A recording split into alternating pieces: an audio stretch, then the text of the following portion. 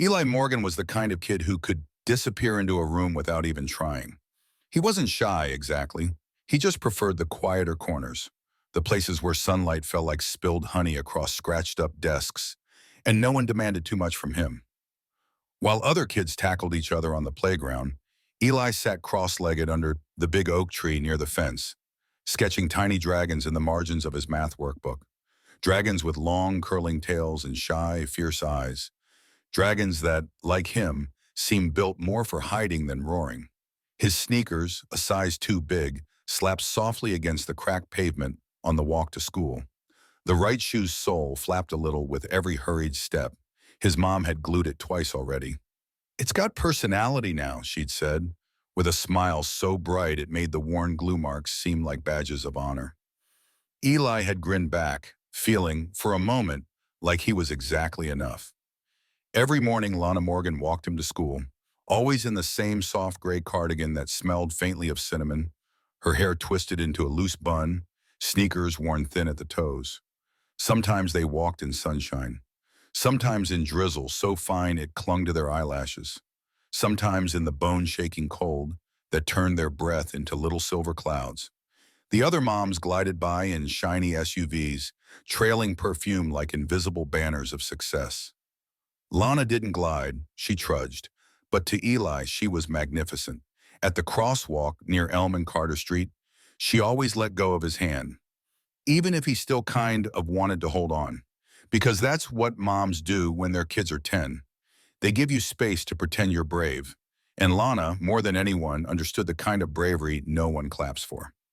That Tuesday, as the wind tossed loose leaves across the playground, Mr. Devlin, their wiry, slightly frazzled fifth-grade teacher, clapped his hands for attention. "Big announcement, everyone," he chirped. "Career Day is this Friday, and if any of your parents want to share their amazing jobs with us, sign them up." The room buzzed instantly. "My mom's a surgeon. My dad owns a car dealership. My uncle's a real-life pilot." Laughter, excitement, boasting. Eli sat very still, tracing the spine of his dragon sketch with one fingertip. He didn't want to speak, but a small, stubborn voice in him, a voice that sounded a little like his mom's, nudged him forward. He raised his hand. Mr. Devlin smiled encouragingly. "Yes, Eli." Eli swallowed hard. "Sean, my mom designs shoes for luxury brands." It came out so soft it almost evaporated in the air. There was a beat of silence, then the sharp, unmistakable crack of laughter. "Your mom?" a girl named Tessa said, loud enough to cut the room in half.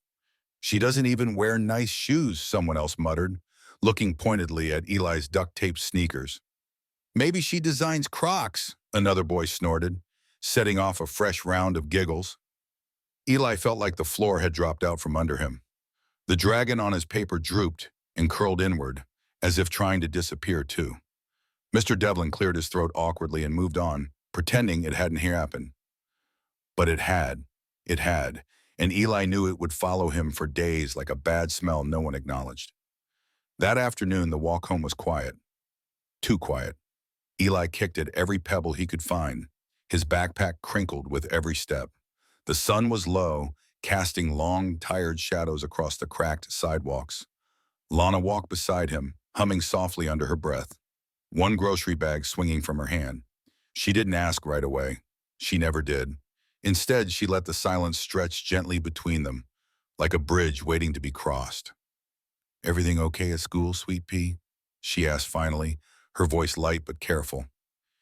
Eli nodded, a lie thick and clumsy in his throat. He couldn't tell her, couldn't find the words to say, "They didn't just laugh at me, they laughed at you." At home, their small second-floor apartment wrapped around them like a familiar quilt. It always smelled a little of cinnamon, a little of old pencil shavings. A place stitched together not by money but by quiet love.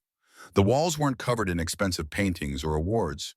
They were covered in sketches, designs, dreams, taped haphazardly to every surface. Some yellowed by time, some smudged by handling. Shoes Lana had imagined, shaped, birthed onto paper late at night when Eli was asleep. Eli dropped his backpack with a soft thud and flopped onto the faded couch. Lana unpacked groceries, a loaf of discount bread, cans of soup, one shiny red apple tucked carefully into the bag like a secret. She caught sight of Eli's slumped shoulders, saw the way he twisted the hem of his shirt. He didn't need to tell her, she already knew. Mothers always know. But still, she didn't push. Instead, she grabbed her sketchbook, the battered one with the worn leather spine, and sat at the kitchen table. Quiet, steady, just there, the way she always had been. That night, long after Eli had fallen asleep curled under his dragon-covered blanket, Lana kept sketching. By the flickering kitchen light, one heel, one arch, one bold crimson sole. She wasn't just drawing shoes, she was drawing armor. She was stitching back together the pieces of her son's bruised spirit and hers.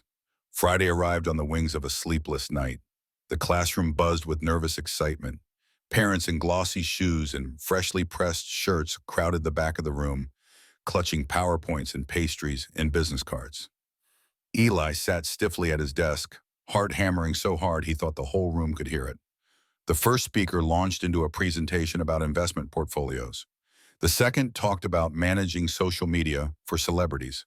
The third passed out miniature perfumes from some luxury brand. Each new speech made Eli sink deeper into his chair. Each new polished smile made him wish harder that Lana would just not come. He couldn't bear it. The laughter, the whispers, the looks. When Lana's time slot came and went, Eli felt both relief and devastation flood through him. Maybe she had changed her mind. Maybe she had realized she didn't belong here. Maybe she had seen finally what they saw. Then, the door clicked open, and there she was. No fancy entrance, no slideshow, no bouquet of business cards, just Lana, gray sweater, scuffed sneakers, leather portfolio clutched against her chest like a shield. Some kids nudged each other, smirking.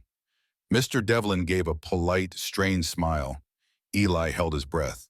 Lana didn't flinch. She walked calmly to the front table, laid down her portfolio, and unzipped it with quiet precision, and pulled out, not a lecture, not a slideshow, but a shoe, a black stiletto, sleek and fierce, its crimson sole catching the overhead lights like fire. Gasps whispered through the room. Then another, a crystal-studded sandal so delicate it looked spun from stardust. And another, golden athletic cleats, personalized, shining like trophies. And another, a ballet slipper that seemed too ethereal to exist outside a dream. Silence swallowed the room whole. Gone were the smirks. Gone were the whispers. All that remained was awe. Real, stunned awe. Lana spoke softly. I design shoes, she said, for artists, for athletes, for dreamers, for anyone who dares to believe they deserve to stand taller, even if the world tells them otherwise. She looked directly at Eli and smiled. Not flashy, not smug, just proud. The kind of pride built from love so fierce it could rebuild a broken thing into something unbreakable. The room erupted in applause. Not the polite kind, the real kind, the kind that cracks something open inside you and lets light in. When Eli walked out of the classroom that afternoon, he didn't walk small. He didn't hide his shoes.